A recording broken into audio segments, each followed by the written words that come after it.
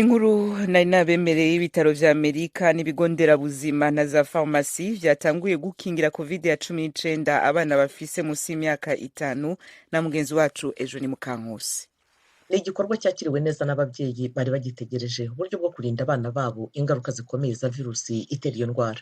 Perezida wa Amerika Joe Biden yasuye ikigo nderabuzima cy'i Washington ejo kuwa kabiri yishimira ko ubu noneho abanyamerika bose bashobora gukingirwa covid-19.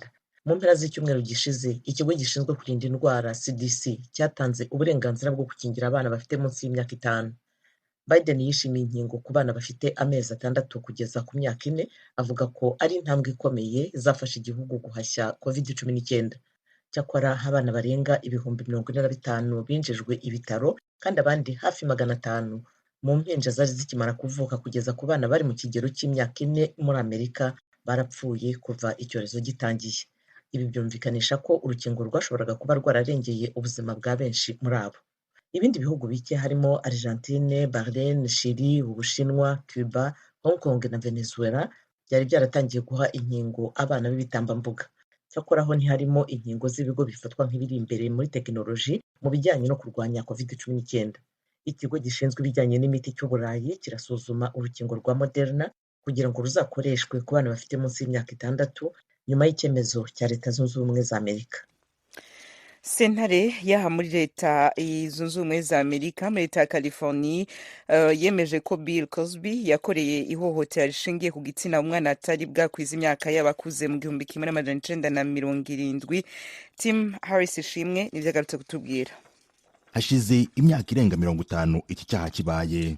Urukiko rwo mu mujyi wa Santa Monica muri Leta ya California ejo kuwa kabiri rwemeje ko Bill Cosby wamenyekanye cyane nk'umunyarwenya kuri ubu ufite imyaka 84 yashatse gukorera ihohotera rishingiye ku gitsina Judy Huth icyo gihe wari ufite imyaka 16 y'amavuko.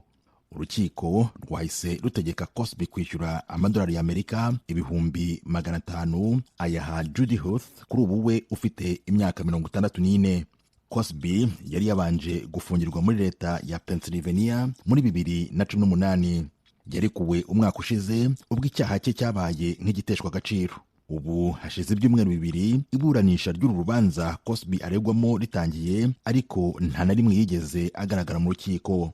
Abanyamategeko be bavuga ko uyu mugabo wigeze kumenyekana cyane hano muri Amerika ndetse agahabwa izina ry'akabyiniriro rya papa wa Amerika, icyabaye ari uko yaherekeje Huth icyo gihe wari kumwe n'inshuti ye nyuma y'uko bari bahuriye ku nzu yari irimo ikinirwamo filimi. Ku rundi ruhande ariko Cosby we ahakana ibi byaha aregwa ndetse n'abanyamategeko be bagashimangira ko nta cyaha akwiye kubashinjwa. Ibi babivuga bashingiye ku gihe cy'amasaha agera kuri 12 bemeza ko Huth n'inshuti ye bamaze aho bakiniraga filime nta kintu baravuga ko cyababayeho. Ikindi abanyamategeko bashingiraho batesha iri buranisha agaciro nuko Huth yavuze ko icyaha cyabaye afite imyaka 15 nyuma akaza kwivuguruza akavuga ko cyabaye umwaka wakurikiyeho.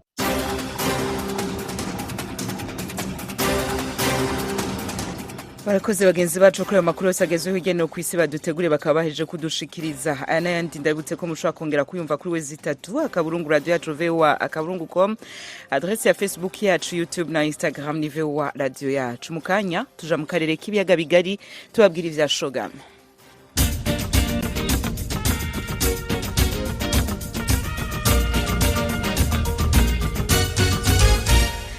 Ayo mu karere k'ibiyaga bigari tuyugururira mu Rwanda. Inama rusange y'umuryango w'ibihugu bihuriye kuri rurimi rw'icongereza izotangura ejo aho bukera kuwa 4. Abakuru b'ibihugu bitandukanye na za leta zitandukanye baja batanguye gushika i Kigali ku murwa mukuru w'u Rwanda. Mukanya n'umushikiranganje wa mbere wa Canada Trudeau ahageze. Ejo naho igikomangoma c'Ubwongereza Charles cahashitse ku mugoroba. Charles yanakoranye inama na president w'u Rwanda uno musi. Ibindi tubibaza mugenzi wacu Edir Rwema. Ni inama igiye kuba ku nshuro ya mbere kuva mu mwaka wa 2018 yasubitswe inshuro ebyiri zose kubera icyorezo cya COVID-19. Inama nk'iyi yaherukaga kubera ku mugabane wa Afurika ubwo yakirwaga n'igihugu cya Uganda mu mwaka wa 2007. U Rwanda rwakiriye iyi nama rwinjiye muri uyu muryango mu 2009. rwabaye igihugu cya kabiri kitakolonijwe n'Ubwongereza nyuma ya Mozambique cyinjiye muri uyu muryango. Abayobozi bakuru b'igihugu na za guverinoma batandukanye batangiye kugera mu Rwanda guhera mu ntangiriro z'iki cyumweru. Ku mugoroba wo kuri uyu wa kabiri nibwo igikomangoma Charles w'Ubwongereza yageze mu Rwanda aherekejwe n'umugore we Camilla.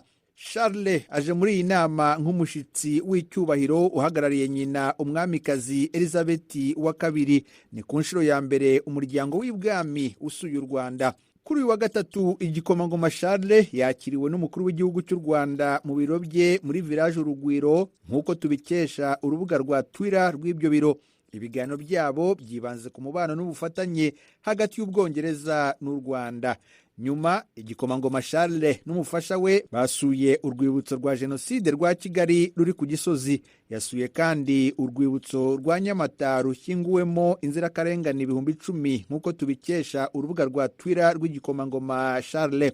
Ku rubuga rwe yanditse ko azirikana inzirakarengane zishwe muri Jenoside yakorewe Abatutsi mu mwaka w'1994. Abandi bategetsi bategerejwe i Kigali barimo Minisitiri w'Intebe w'Ubwongereza Boris Johnson na Minisitiri w'Intebe wa Canada Justin Trudeau.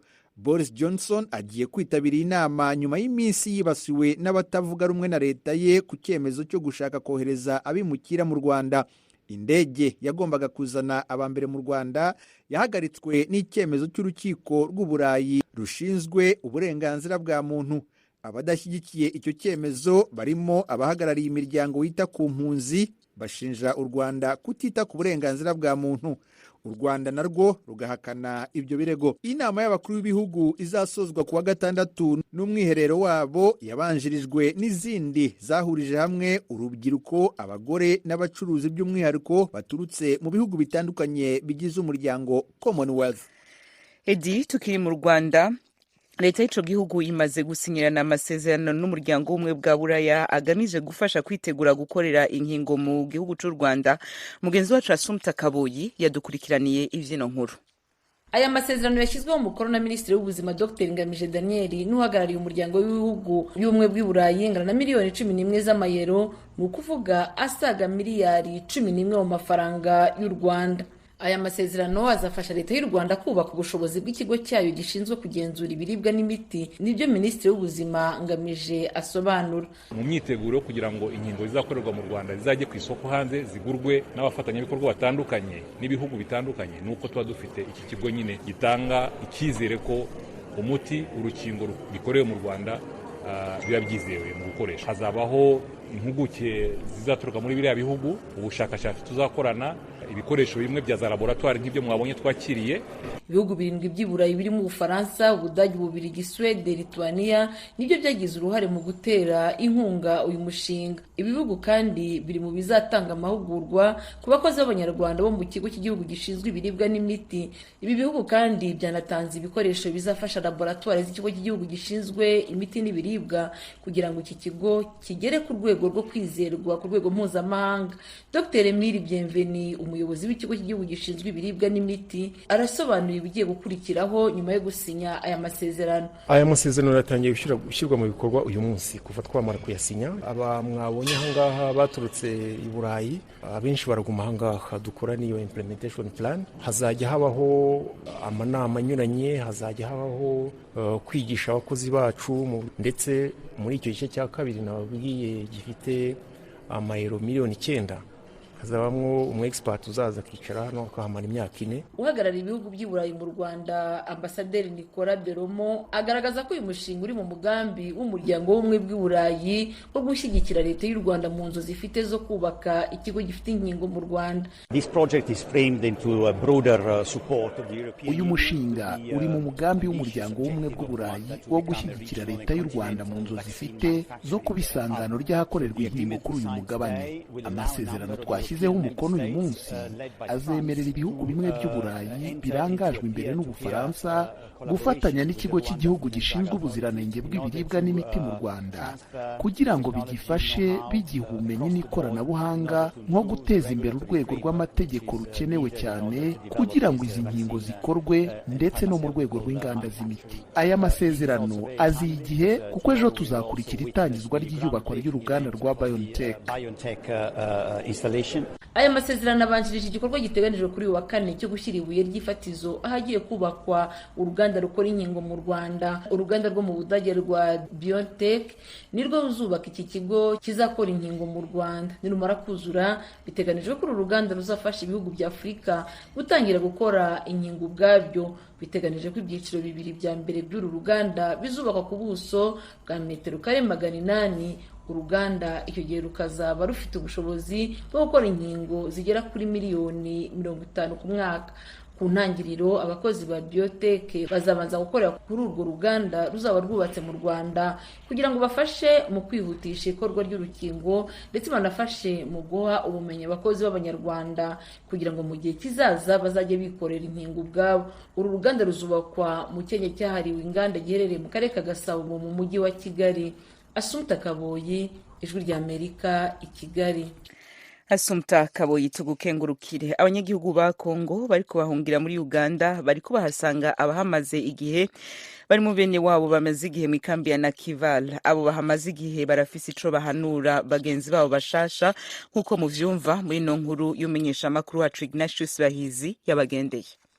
Ihunga n'ihunguka ridashira ku banyekongo ubu bimaze kuba ibisanzwe kuva mu mpera ya za 90 ubwo intambara z'urudaca zatangiye muri icyo gihugu. Abanyekongo benshi bo mu burasirazuba bw'icyo gihugu bahunze inshuro zirenga 3 barongera barahunguka, ariko hari n'abandi bahangana n'amakimbirane bagakomeza kuba mu gihugu. Abo ni bamwe mu bamaze igihe bahunga kubera intambara hagati y'inyeshamba za M23 n'igisirikare cya Kongo muri teritwari ya Rucuro. Hano inakivare uko impunzi nsha ziza zihasanga impunzi zishaje zimaze imyaka itari mike, ndetse bamwe hano bahahuriye n'abavandimwe n'inshuti batandukanyijwe n'amakimbirane ya kare. Ndi umukongomani. Aba muri muziranye? Abani batoya banje nabasize muri Kongo, none nabo intambara ranzi bakuyeyo. Je nabonye ababyeyi banje ukuntu ibyo bahaboneye barapfuye, abazee bose barahashirira, ubwo abantu bari bacihanganye kubayo. Nakivale ni igice kinini cyane kirimo ibyaro byinshi, abaje basha bajanwa mu bice bya kure cyane ahari ibibanza bidatuwemo n'abandi. Nasanze izi mpunzi maze hano amasaha atarenze 10 zakira ibintu by'ibanze byo gutangirana zibihabwa n'imiryango itabara imbabare. Umwe muri izo mpunzi aradusobanurira ibi bintu zihabwa ibyo ari byo. Abaduhaye